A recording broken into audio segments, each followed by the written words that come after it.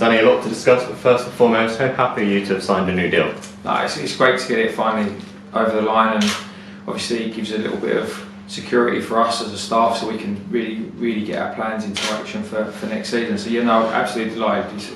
It's an honour to manage this club, and yeah, just excited about what we can potentially do in the future.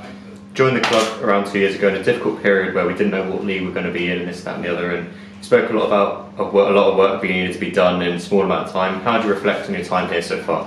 Yeah, look, I'm not going to stay here and sit here and say it's all been rosy in the garden, because it hasn't been. It's been tough. We've had lots of things to deal with. Obviously, like you said, the uncertainty of the league, and then COVID hit, and financial restrictions and whatnot. But we've put a few smiles on some faces with some of our results and some of the players we've brought to the club, and we have to be positive about what we've done. And despite all the adversity we've been through, the first thing we wanted to do was bring some stability. We secured our National League status last season, and we've had, I'd say, relatively comfortable this year in the sense of the league positions we've been in and around, and everyone's been talking about us getting in the playoffs all year. And I think from my perspective, that is a massive plus, considering that the remit at the start of the year was club survival. Solely, that was all it was. So it's died a little bit of a death at the end, and that's disappointing from our perspective, and we have to look at why that's happened. Is that the players? Is that something that we've done? But look, all in all, we've made some progress, and hopefully long may that continue. You and I speak a lot about progression in our pre-matches, in our interviews and everything like that, and with the way the last 2 years have gone as well, do you feel like you're starting to reach the targets you set out when you started here? It's been difficult because obviously we put the 5-year plan in place, and nobody envisaged COVID happening, and it's hit the club really hard financially. And to be fair to the board and everyone behind the scenes, they've done an amazing job to not only keep us afloat but give us some kind of security and stability. Obviously that has its negatives as well, like the playing budget, the resources that we've got to go and attract players and sign players. But the forefront of any club in this period of time has to have been to make sure that your turnstile's open when the fans can come back. And we've already seen a couple of clubs be lost to it. The rumours on the sort of the big rumour mill that is football, there's a lot of clubs in financial trouble, and credit to everybody involved, we're not one of those. And you have to take the rough with the smooth sometimes, and we'd all love to go and sign all these unbelievable players that are out there at the minute on the lovely contracts that they're on, but you know what, it's impossible to do that if your club doesn't exist, and that is, as I said, at the forefront of everything. So it's been an interesting 2 years, and we're looking forward to hopefully building on the progress that we have made on the field, retaining some of those boys and recruiting some special ones for next year. Another skill set, another key point to your trademark and your skill set is your introduction of the youth players and your background within the youth academy and higher up clubs. That's something you wanted to bring to the club here, and to be fair to say, especially this season, the players that have come in have stepped up to the plate and have been ready for the occasion. Yeah, look, it's not been easy for our academy lads that we promoted this year, because the original agreement, which we've already discussed before, is that we all had loans planned for those boys, full season loans, go and get games, go and play first team football. COVID restrictions stopped that from happening completely. So obviously we signed our squad based on them not being here. So it's been hard for them to get opportunities, but obviously Ryan Hall's made his senior debut, Ben Stroll's made his senior debut, Rhys Wiley's made his senior debut.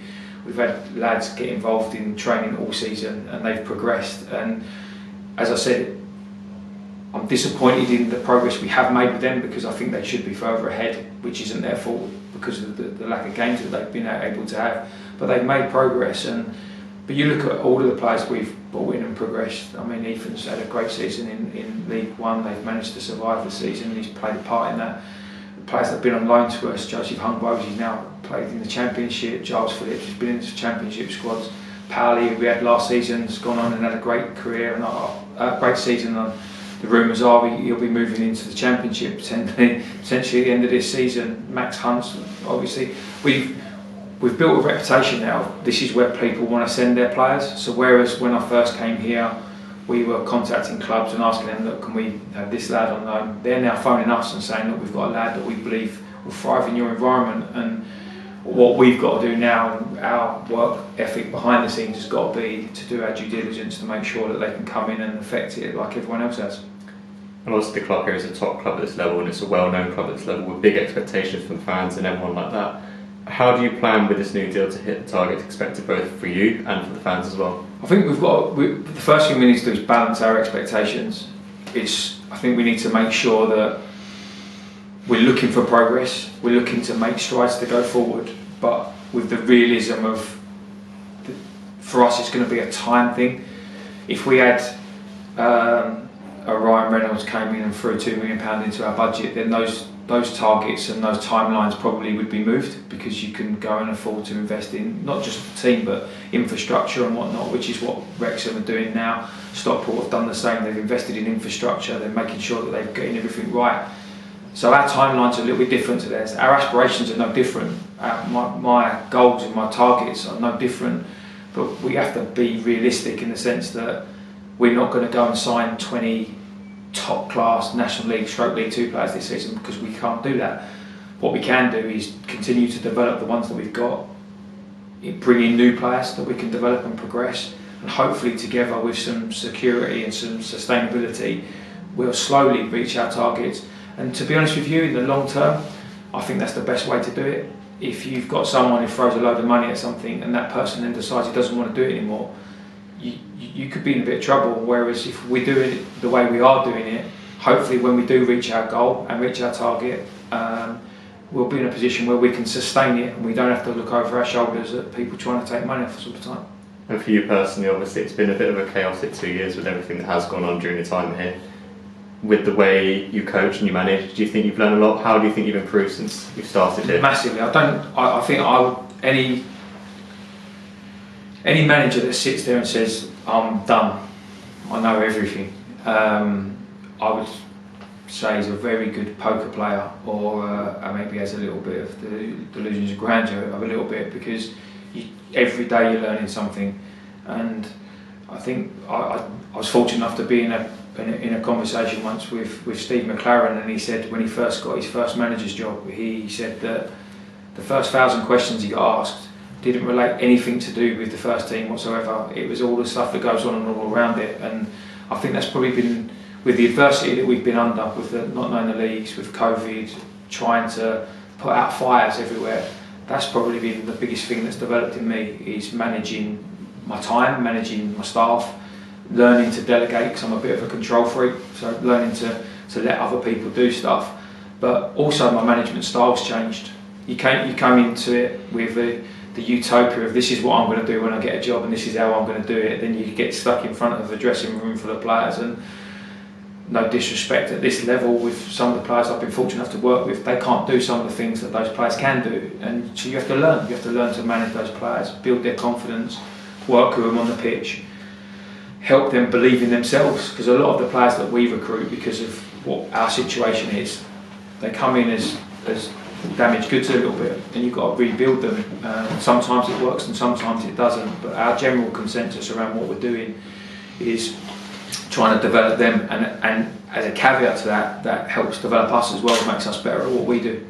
You spoke about sticking with you, sticking with the process, and of course the 5-year plan is something we launched at the Fans Forum. We're getting towards the halfway point of that 5-year plan. What do you say to the fans who are passionate about immediate success, like a lot of us are, and what do you think we can do in terms of competing higher up the table?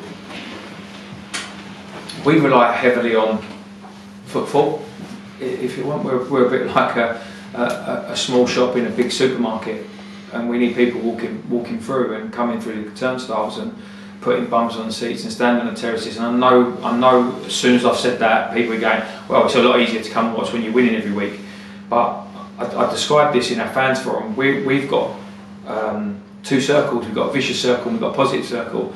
The more fans we get in the ground, the more money we've got. The more money we've got, the more players we can sign. The better the players we can sign, the more games we'll win, and so on and so forth. The problem we've got at the moment is we're not getting the people through the door that we want to get through the door. Take away the last, so obviously 7-8 months, because they haven't been able to be in here. But that doesn't help us when they are able to come in, because it means we end up costing us money to run games, and it costs money as opposed to making money, and therefore we can't maybe retain the players that we want to retain. So we need to get that positive vibe going. And look, there's always going to be a negative connotation around. I'm sure with me getting the job, there's going to be a few people that are going to say, "Well, I'd rather we hadn't have got it." But I just have to take that and work hard, really hard, to try and prove those people wrong. That actually, do you know what? I am the right man for the job. My staff are the right team to lead this club on the field. The players that we bring in are the right players to try and bring some success to the club. And look, at the end of the day, the proof will be in the pudding. But you know what? We're big believers in sticking together. If everyone can stick together, if everyone can be unified in what they're trying to do, it's not about agreeing all the time, but if everyone's goal is the same thing and we're all on the same page, I don't know why there needs to be any animosity between those people. Let's bring it all together.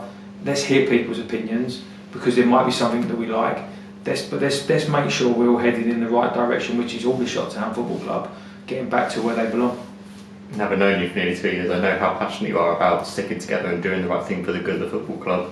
It's one of your key attributes. So do you feel you're starting to see the progression on that with both the fans, the staff, everyone involved with the football club, on and off the pitch? I'd like to think that the fans are starting to see what we're trying to do.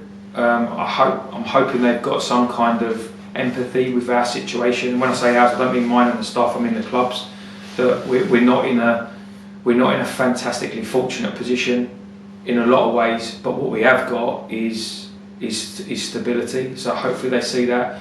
From a staff perspective, I hope you and all the staff, I'm very inclusive in everything I do.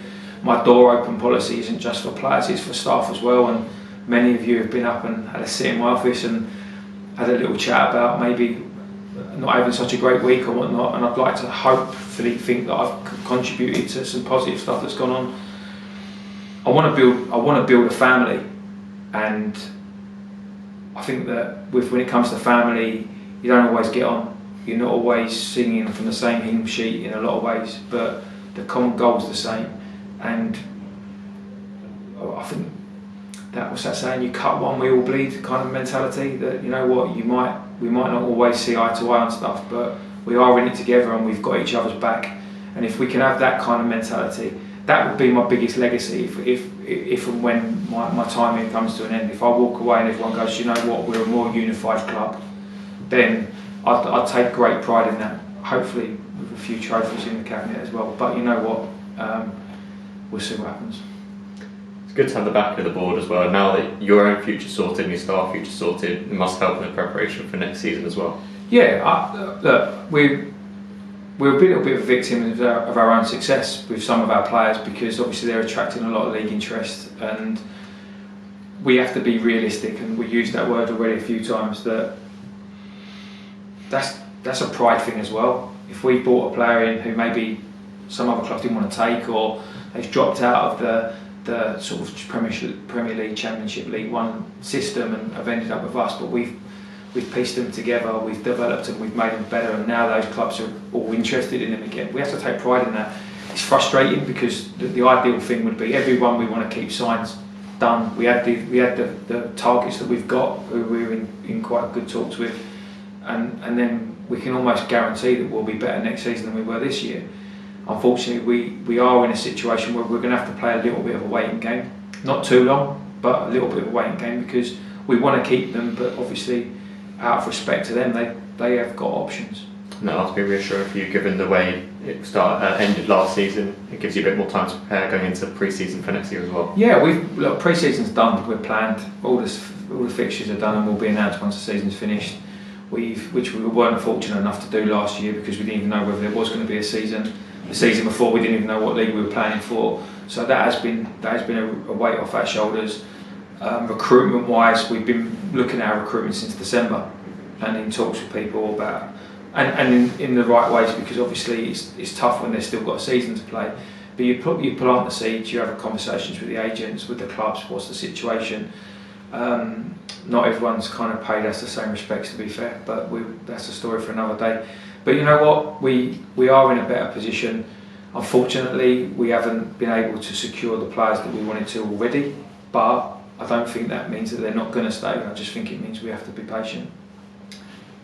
And future targets, you've got another 2 years here for your own development and for the club. Where do you see it going in to wrap up? Well, progression is exactly that. We want to be better than we were last year, and next season we want to be better than we were this season coming. So, and I'm confident if we can continue to do that, there's no reason why our 5-year plan can't come to fruition. And from my own development, I think there's a lot I've got to work on, and lots I need to improve on. And that's just the evolution of management. I think different styles of play come in, different attributes come in, different characters come in the dressing room that I might not have dealt with before. And it's been fantastic for me this year because we've had a real diverse. We've had people that have played in the Championship and in the Premier League and in the Champions League. We've had people that have never played in the National League before, and learning to manage those different personalities. I consider myself a people person. I think I'm good with people, and I think we've done it really well. And it hasn't always worked out for those particular players because of injuries and whatnot. But you know what? They'll leave this club with fond memories of Aldershot Town, and that is one of my jobs as the manager.